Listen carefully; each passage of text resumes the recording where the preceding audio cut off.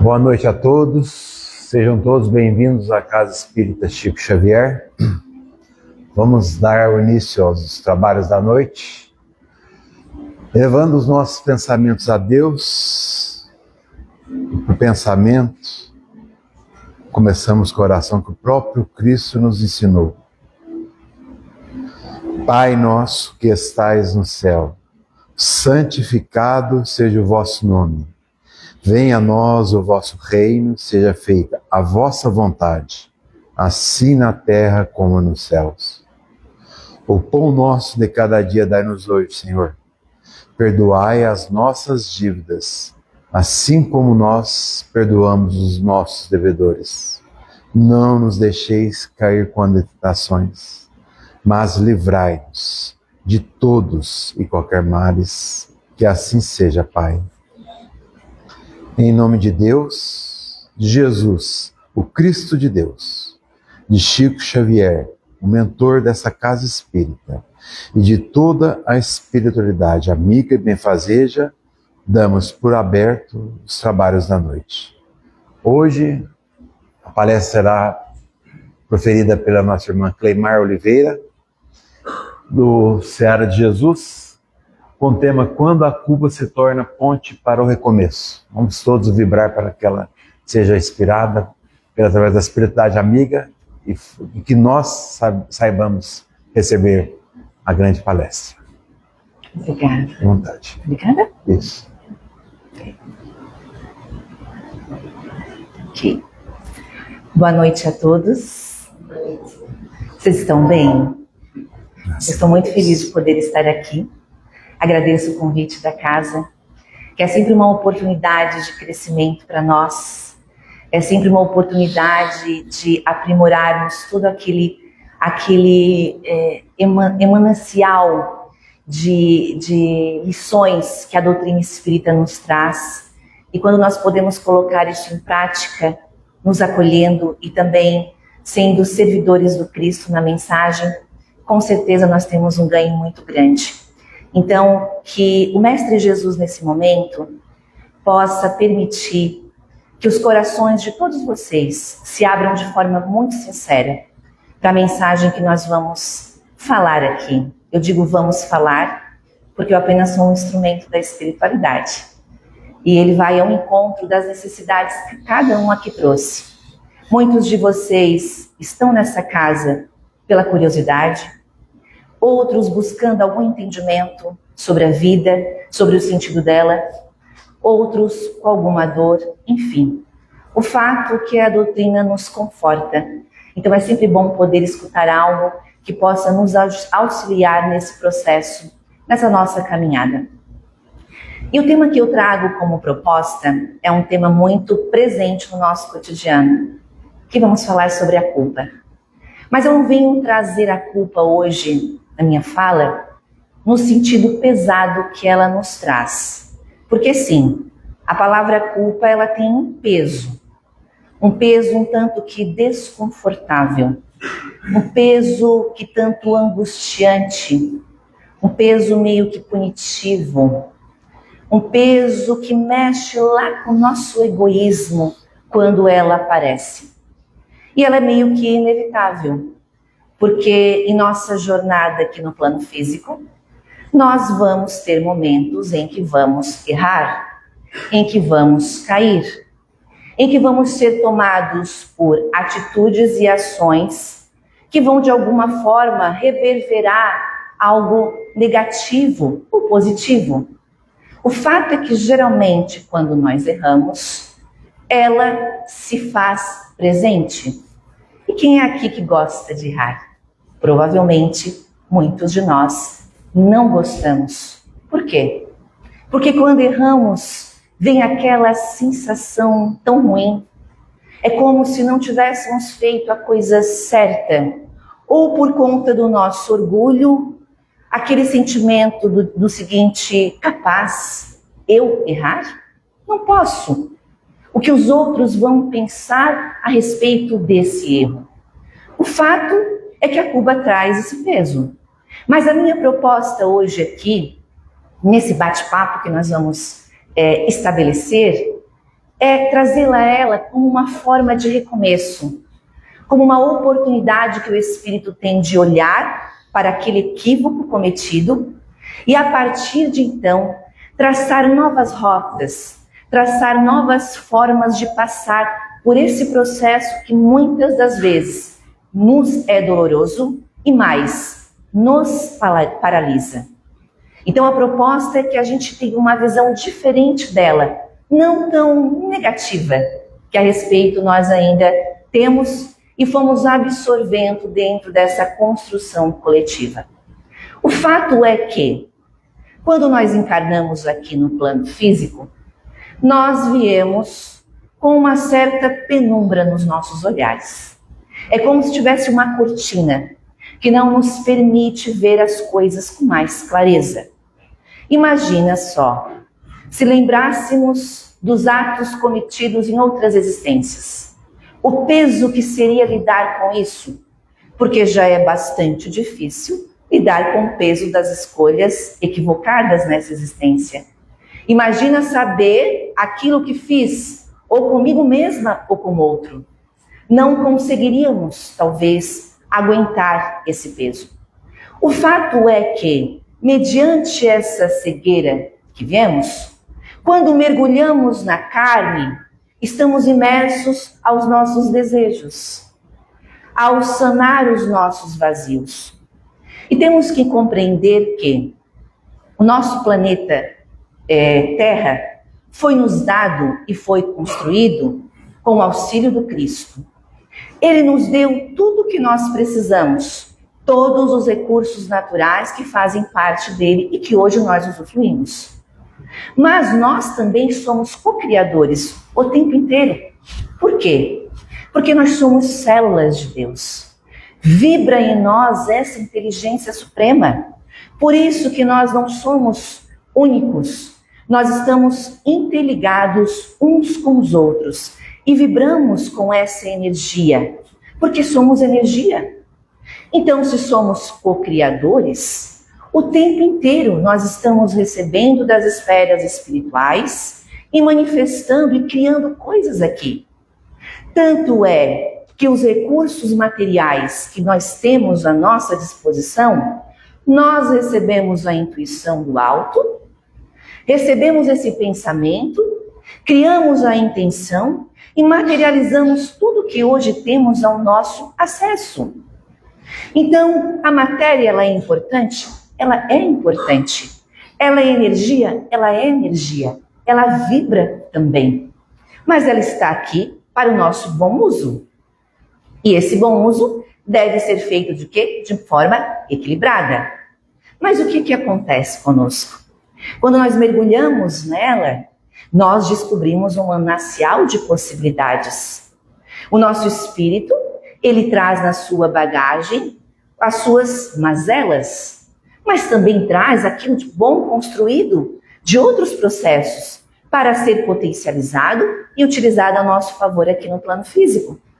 Mas aí mergulhamos e aí imersos a essas vontades, esses desejos talvez não tão elevados que ainda vibram em nós nos deixamos cegar por ela. E esquecemos qual o real objetivo do espírito aqui, que é a sua elevação moral, que é a sua transformação em essência, e que ela não vem estritamente na matéria. A matéria está aqui para que a gente possa se relacionar com ela, mas ela não pode ser o nosso motivo de felicidade e também nem tanto a nossa razão. O fato é que, dentro dessa cegueira, nós vamos ter aqueles irmãos que ainda persistem em continuar assim. Não é que, porque estamos na casa espírita, somos todos evoluídos, bonzinhos, maravilhosos, porque trabalhamos ou fazemos qualquer tipo de atividade. É como se tivéssemos tirado uma camadinha, mas tem muitas camadas por trás a serem desenvolvidas em nós. Isso pede tempo. Talvez não uma encarnação, vamos precisar de outras, mas estamos dando o primeiro passo. O fato é que existem outros irmãos que ainda têm essa dificuldade. Às vezes nós queremos ajudá-los, queremos mostrar também para eles essa doutrina maravilhosa, o Evangelho do Cristo, mas às vezes eles não estão ainda despertos para isso. O fato é que muitos irmãos desses acabam entrando nos seus próprios sofrimentos, porque acabam buscando esse sofrimento mediante aos gozos desses desejos. O fato é que muitos deles, quando erram, quando caem, quando têm uma queda, eles continuam persistindo no erro. Não conseguem enxergar com clareza a sua volta. Cometem erros e ações contra si e contra o outro, sem nenhum tipo de responsabilidade. Agora, quando nós resolvemos dar um passo a mais nesse desenvolvimento pessoal e espiritual, é lógico que a nossa consciência vai começar a chamar a nossa atenção diante das escolhas e das ações que nós vamos resolver tomar. Isso é inevitável. Joana de Ângeles, no seu livro Conflitos Existenciais, escrito pelo nosso querido Divaldo Franco, que já não está mais aqui entre nós, ela vai nos dizer que, quando a culpa aparece diante de uma escolha que fizemos, que não saiu do jeito como havíamos planejado, é como se acendesse uma sirene na nossa mente. É como se um alarme tocasse e dissesse para nós internamente: algo não fluiu, algo não saiu, algo não se manifestou dentro daqueles valores internos que eu já venho construindo comigo. Então é lógico que em determinadas ações vai doer. Por quê? Porque eu já abri essa janela de consciência. Então quando eu falo algo para alguém que machucou, aquilo também automaticamente vai doer em mim. Por quê? Porque eu já abri essa janela para essa consciência. Mas não são todos. Não são todos que estão abertos a isso. Então nós vamos ver irmãos caindo e persistindo nesse erro. Mas o errar, ele faz parte da nossa jornada. Não adianta a gente dizer eu não gosto, eu não quero, eu não posso e entrar em negação. O processo de errar é o nosso processo de construção. Para que a gente se aprimore, para que a gente melhore, nós vamos cair talvez 1, 2, 3, 10 vezes. O importante de tudo isso que Joana de Ângeles nos fala é que você consegue observar o processo evolutivo de um espírito, não é na ausência do erro, mas é na forma como ele se levanta diante de uma queda. É como eu me ressignifico aquele processo doloroso que aconteceu e que agora me traz essa culpa, me traz essa dor. Como é que eu levanto diante dessa ação? Porque esse sentimento vai aparecer.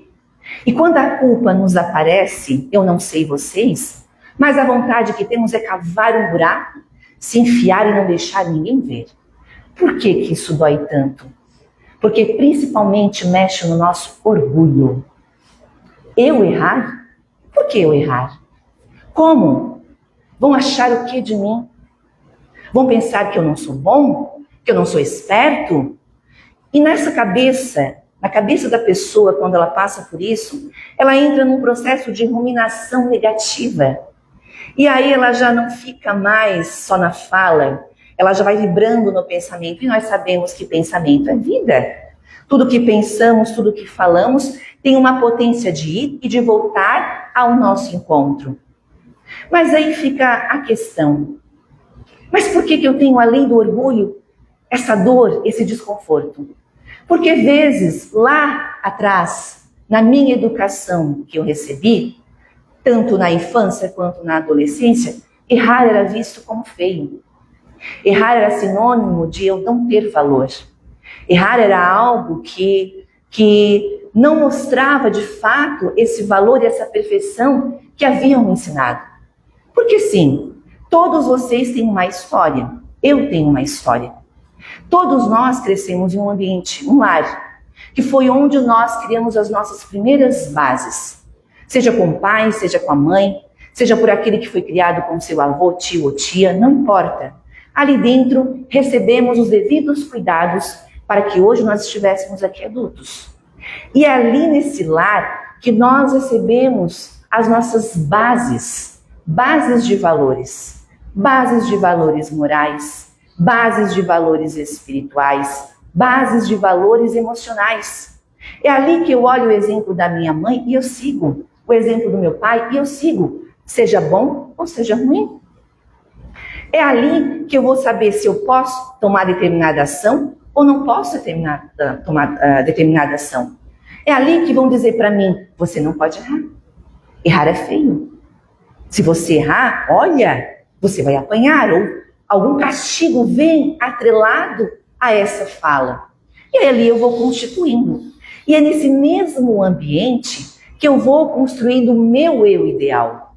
De quem eu sou e de quem eu acredito que eu vou ser na hora de ir para o mundo. E dentro desse eu ideal, nós vamos criando inúmeras expectativas. Inúmeras expectativas no sentido da expectativa do que é ser uma família, do que é ter uma família, expectativa do que é ser uma boa mãe, do que é ser um bom pai, uma expectativa da profissão ideal para eu ter, uma expectativa do que é ser um bom filho. Ali nós vamos criando todos esses eus dentro da nossa cabeça. E aí, é claro, quando crescemos, nós vamos para o mundo. Levamos toda essa bagagem que construímos, bom ou ruim.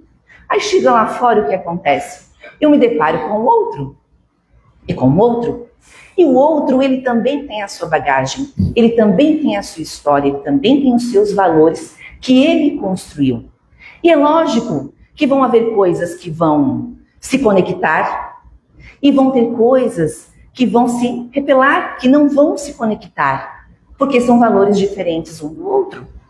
Então, quando lá fora eu vou para esse movimento da vida e de alguma forma eu escolho um caminho equivocado ou faço algo para alguém que machuque, eu estou dando esse exemplo, é lógico que vou ser tomada de um sentimento, porque aquele meu erro não está mais dentro daqueles valores que eu constituí como verdade. E ali eu entro num colapso. Ali eu entro numa negação. E a culpa, gente, ela tem dois lados. Ela tem o lado destrutivo e ela tem o lado positivo. O problema é que nós focamos geralmente no lado destrutivo dela. Sempre. Quase sempre. Porque nós somos frutos de crenças, nós somos frutos de padrões. O que a minha mãe me ensinou, ela aprendeu com a mãe dela com a avó dela, com a tataravó e assim por diante. E aí nós levamos esses padrões, que é a nossa verdade. Só que chega lá no momento da vida, muitos desses padrões e crenças vão nos adoecendo.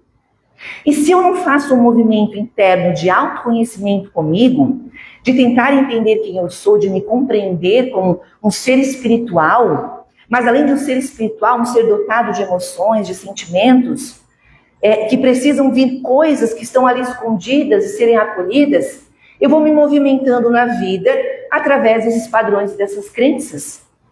E é lógico que isso vai criar algumas barreiras nas relações que eu vou estabelecer. No caso da culpa, mais ainda. Porque tem pessoas que até hoje, não sei vocês aqui, tem pessoas que até hoje estão agarrados a culpas, a sentimentos, ainda se remoendo por coisas que aconteceram lá no passado. Estão com a mãozinha lá atrás e uma mãozinha aqui na frente. Não conseguem viver o presente, não conseguem ter a gratidão por tudo aquilo que está ao nosso redor, porque a vida ela é tão maravilhosa. E ela dá nas pequenas coisas do nosso dia a dia a maior riqueza que a gente pode ter. A gente tem um corpo saudável, a gente respira, a gente caminha, anda, salve exatos casos de irmãos nossos que vêm com as suas provas e as suas expiações e limitações no corpo físico. Mas ainda assim, sempre há possibilidades de a gente se levantar. O fato é que muitos de nós ficamos presos ao passado. E o passado, ele é bom? Ele é. Ele é bom para a gente rememorar coisas que vivemos, seja positiva ou negativa. É bom olhar como foi. Ele é bom para fazer um comparativo do que somos hoje. Porque muitos aqui vão concordar comigo que nós gostamos muito de fazer comparativos com o mundo lá fora. A gente fica se comparando o tempo inteiro com as pessoas da rede social, a gente quer ter o corpo do outro, o cabelo do outro, a profissão do outro, o companheiro, a companheira, a gente quer ter tudo do outro, porque a gente não consegue olhar para aquilo de bom que a gente já tem. A gente só consegue ver falta na nossa vida, não consegue ver os ganhos que a gente já conseguiu. Aí ficamos o tempo inteiro nos comparando com o meio externo. E esse comparativo é desleal. É desleal porque eu não sei da história de ninguém aqui. Eu não sei o que cada um passa, eu não sei a dor que cada um carrega. Talvez na rede social me parece muito bem, mas talvez lá na casa está passando por um problema. Então, comparar-se lá fora é desleal com você mesmo. Agora, comparar-se com o passado é positivo. Por quê? Porque você vai cair em si e vai olhar a versão que você era de 10 anos atrás. Você não é o mesmo. Você já melhorou alguma coisa. Ai, mas eu não enxergo isso. Você já melhorou alguma coisa. Nós sempre estamos na nossa melhor versão. Porque nós sempre estamos em processos de evolução constantemente, ainda que você não perceba. Mas o outro que está ao teu redor consegue perceber. Então, muitas pessoas estão nessa culpa. E a culpa destrutiva, a pessoa, quando está passando por isso, ela não consegue ver saída. Ela não consegue reconhecer aquilo. Ela não consegue tomar aquela experiência como uma forma de aprendizado. Ela entra num processo de se autopunir. Quantos de vocês já se autopuniram por algo que fizeram? E isso aqui pode ser dos mais variados exemplos. Pode ser uma relação que não teve um fim tão saudável. Pode ser a escolha de uma profissão ou de um negócio que você montou e não deu certo. Pode ser uma fala ríspida que você teve com seu filho, companheiro ou um amigo lá fora. Sabe, são coisas, pequenas coisas. Ou ter deixado de falar o quanto amava alguém especial, e esse alguém não está mais agora entre nós. São inúmeras formas, inúmeros exemplos que nós poderíamos colocar aqui. O fato é que a pessoa entra num processo de dor, e ela fica com um chicote no lombo, e aí ela paralisa. Paralisado, ela não consegue caminhar, ela não consegue ir para frente, e ela fica só olhando para trás. Agora, a culpa construtiva, ela é diferente. Na culpa construtiva, eu consigo reconhecer que eu fiz. Eu consigo compreender que sim, eu falei para ela coisas que a machucaram. E aquilo me machucou também. Eu sinto aquela dor. Eu não vou estar isenta da dor.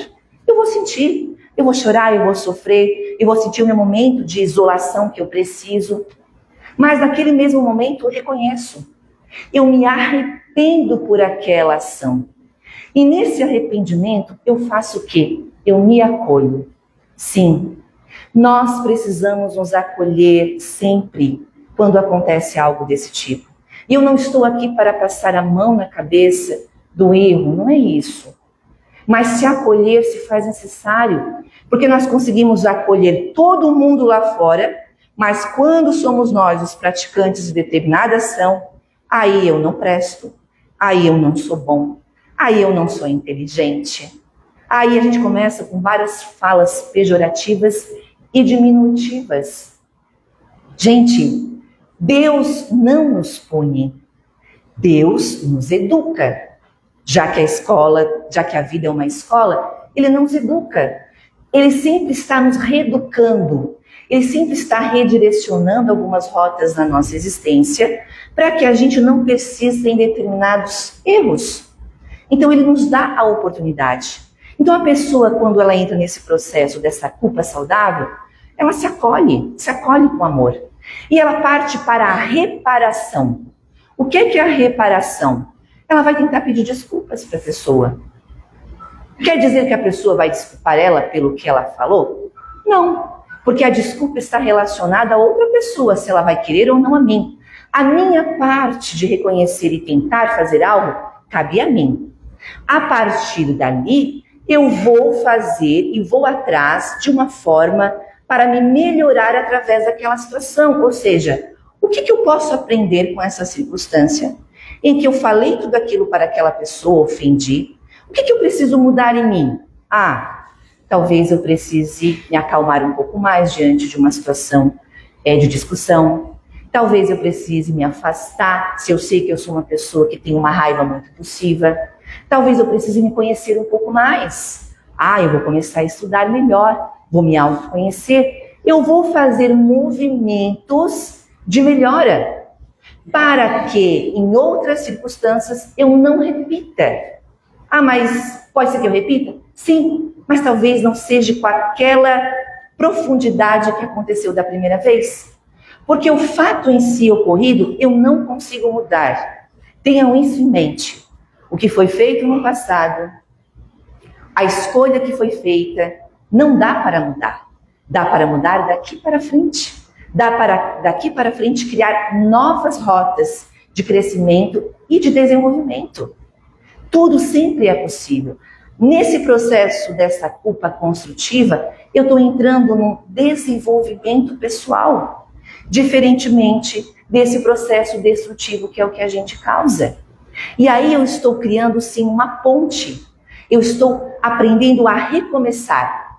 Diante de quedas que eu vou ter, mas aí eu levanto. A dor vai aparecer?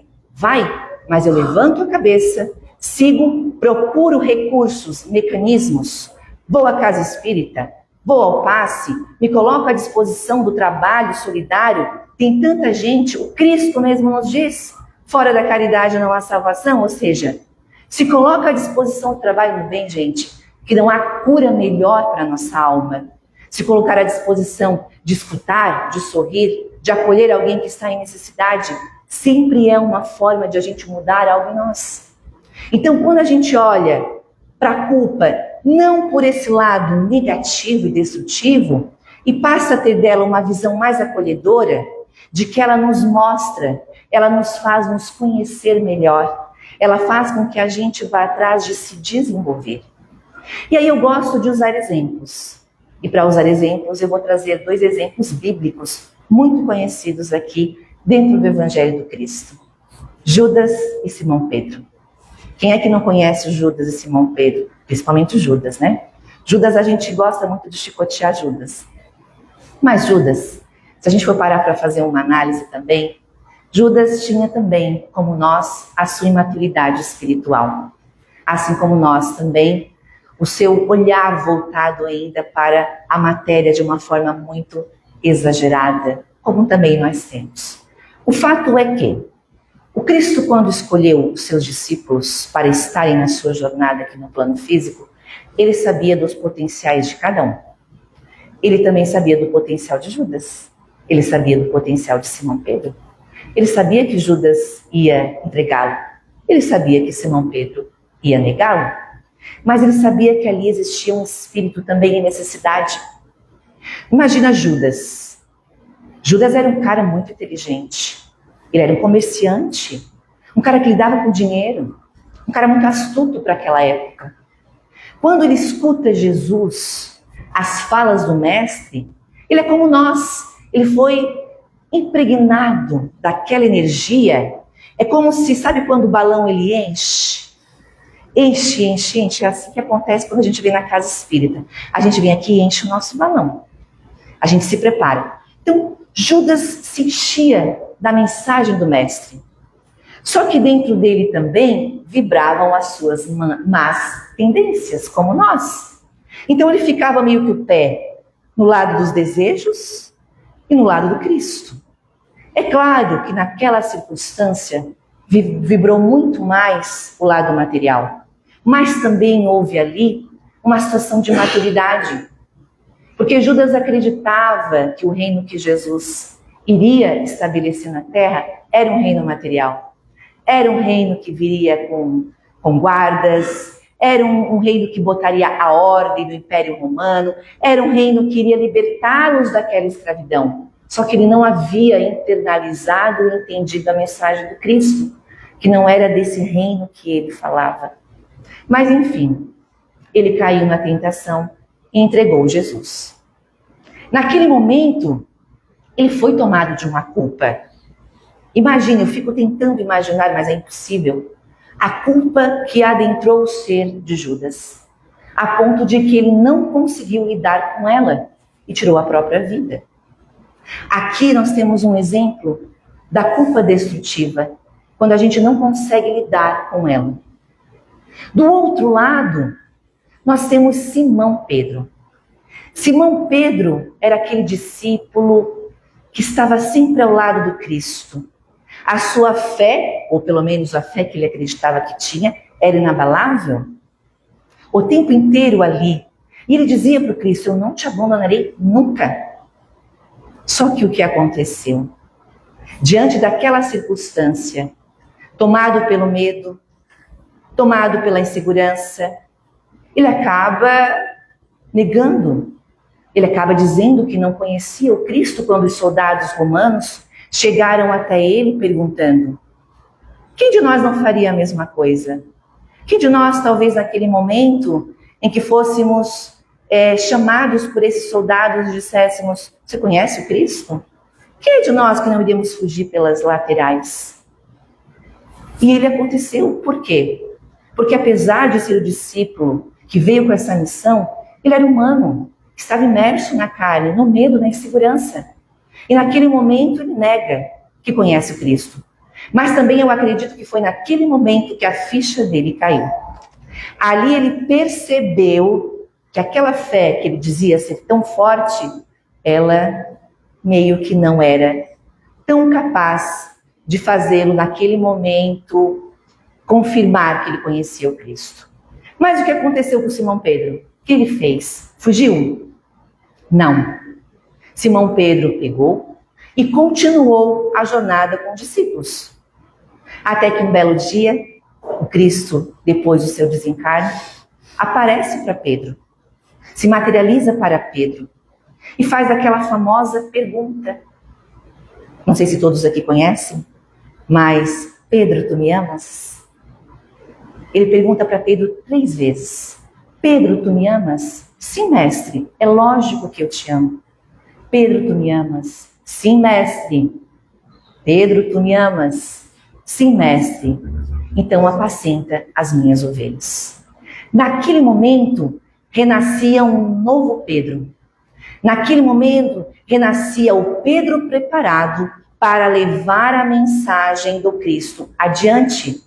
Foi naquele momento em que ele não desistiu por conta da sua negação, por conta do seu erro, que ele transformou aquela dor, aquela culpa em uma ponte de recomeço. Foi ali que ele acolheu e ali ele estava preparado de verdade para dar seguimento à mensagem do Cristo. Então, nesse momento, Pedro renasce e dali ele segue adiante a sua jornada, acolhendo, levando essa mensagem a todos que necessitavam naquele momento, para que hoje nós estivéssemos aqui na Casa Espírita podendo estudar o Evangelho segundo o Espiritismo, a boa nova que chegou até os nossos corações, que é o consolo do Mestre Jesus.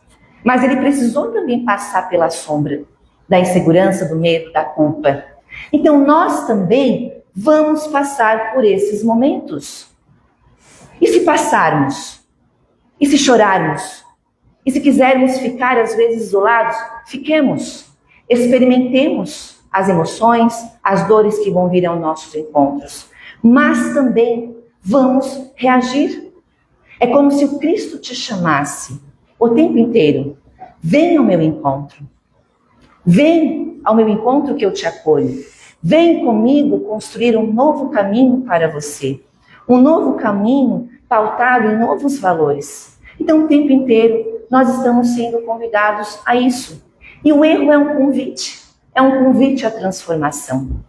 Então, a mensagem que hoje eu trago através da espiritualidade, para cada um de vocês que está aqui sentado, é que mediante qualquer turbulência que a vida venha apresentar para vocês, sintam todo o processo de dor, de mágoa que é necessário, mas também acolham isso que está vindo ao encontro, porque está querendo dizer algo para vocês, está querendo pedir socorro de algo que precisa ser colocado na mesa. É algo que está ali, às vezes, que eu nem sei que faz parte de mim. É um medo, é uma insegurança, é uma culpa, é um abandono, é uma rejeição que está ali.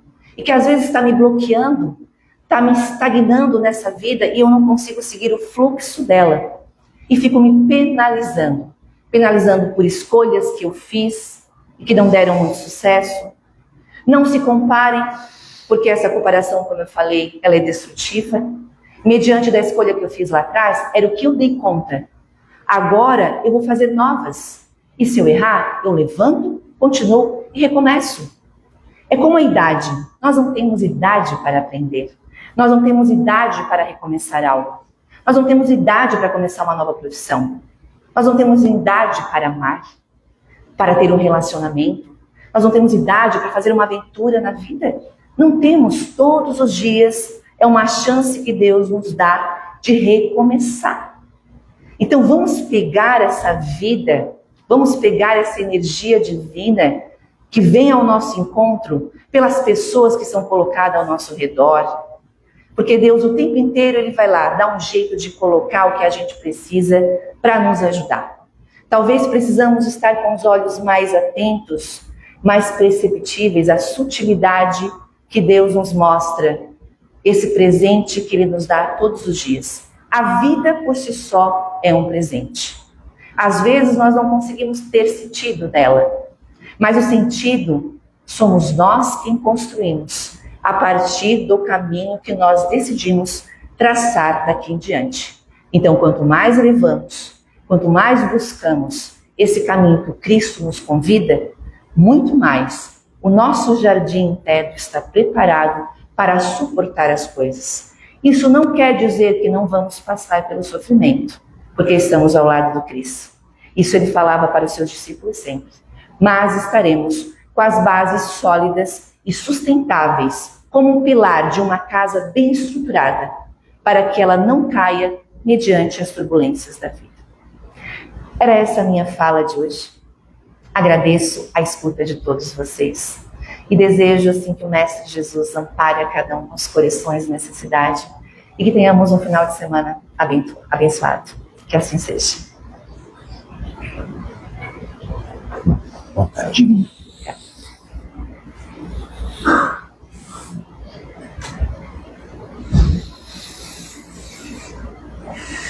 No Evangelho de Nosso Senhor Jesus Cristo, o Espírito José diz uma frase, que a dor é uma bênção que Deus envia aos seus eleitos.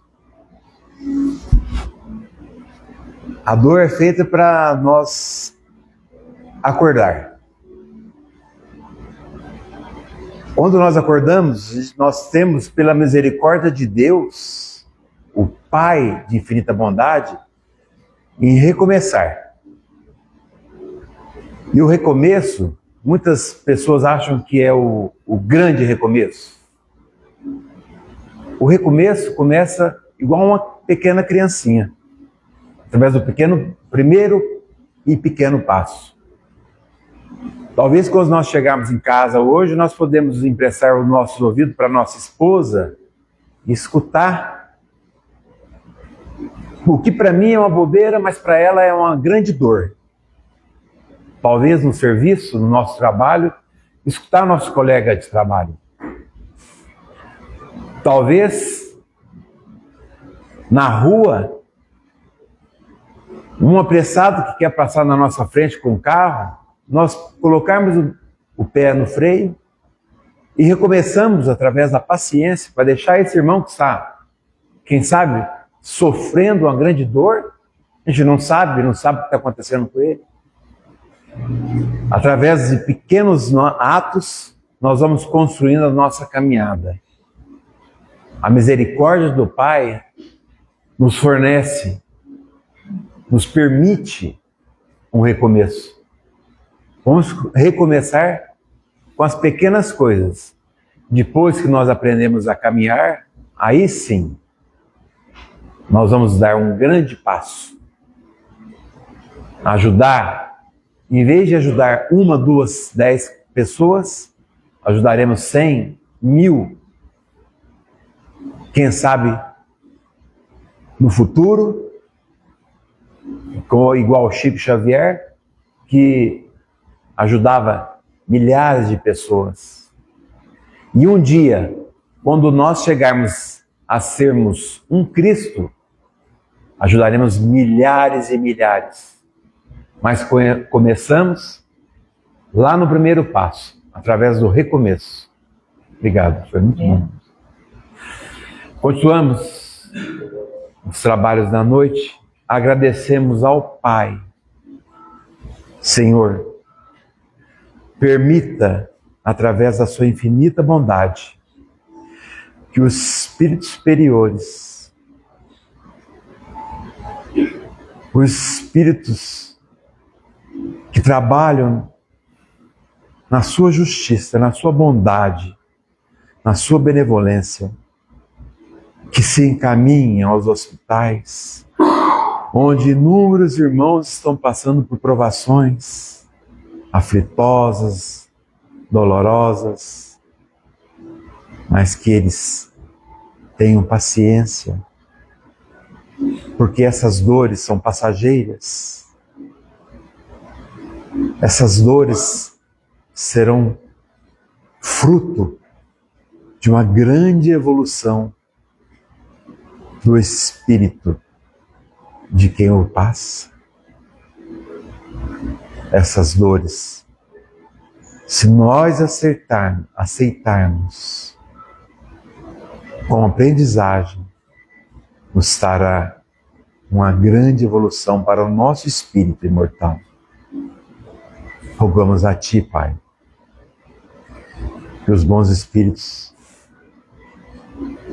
vão até os idosos,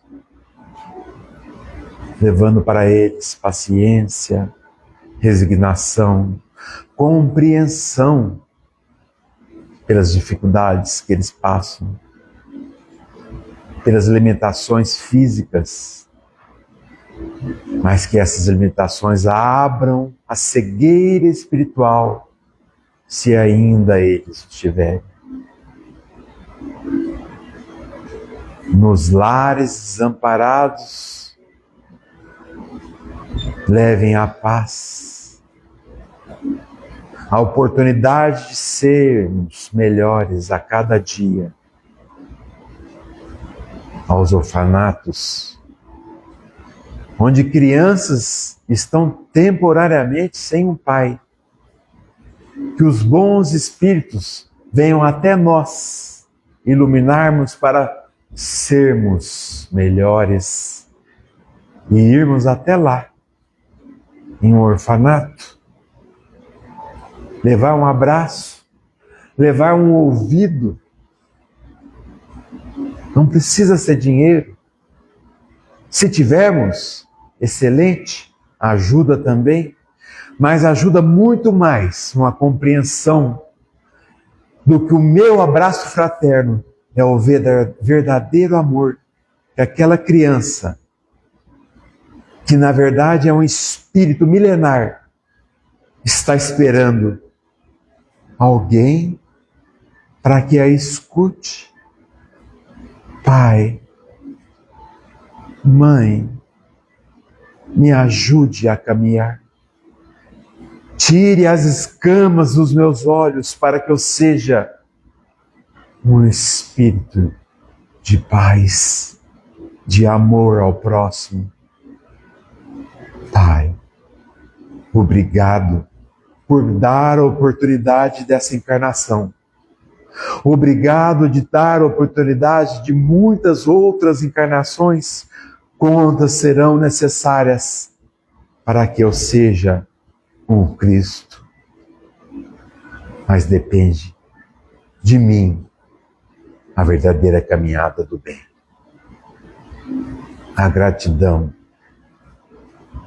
A gratidão. Obrigado, Pai.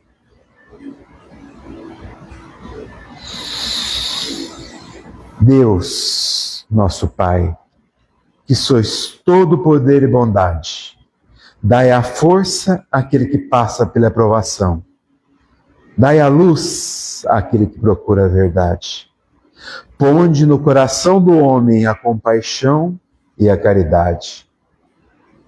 Deus, dai ao viajor a estrela guia, ao aflito a consolação, ao doente repouso. Pai, dai ao culpado o arrependimento, ao espírito a verdade, à criança o guia, ao órfão o pai. Senhor, vossa bondade se estenda sobre tudo o que criastes. Piedade, Senhor, para aqueles que vos não conhecem.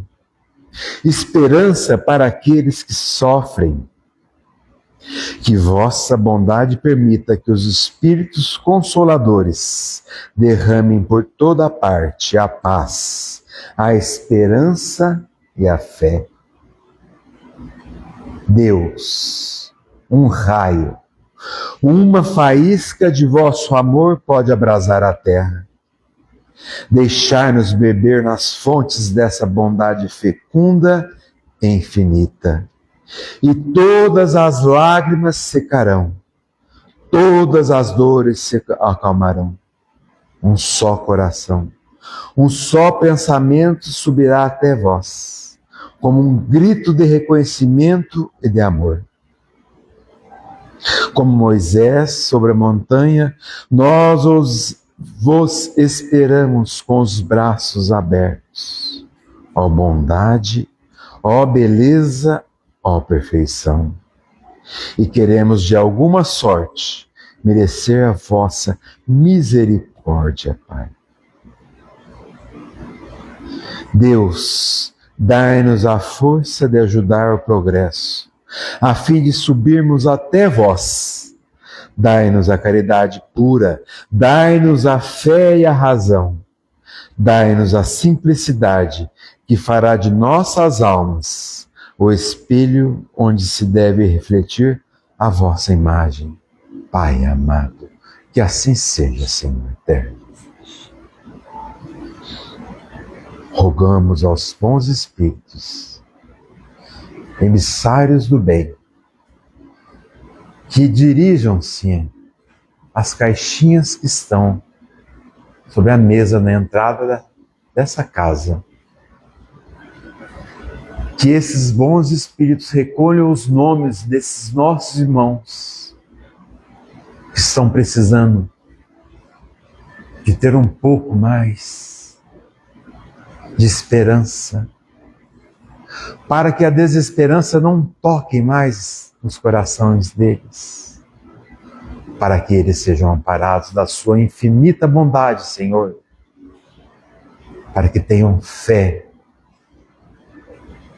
para que possam praticar através da caridade os ensinamentos do Cristo que vos encaminhastes para nós. Rogamos a Ti que os bons espíritos magnetizem a água que estão sobre as mesas, principalmente dessa casa espírita que aqui os nossos irmãos trouxeram, mas magnetizem as águas dos nossos lares, do nosso planeta, de todos os nossos irmãos que necessitam de um pouco da sua compaixão, Senhor. Pai, sabemos que não nos abandonastes, mas sabemos também que depende exclusivamente da nossa boa vontade para chegarmos um dia até Ti, Senhor.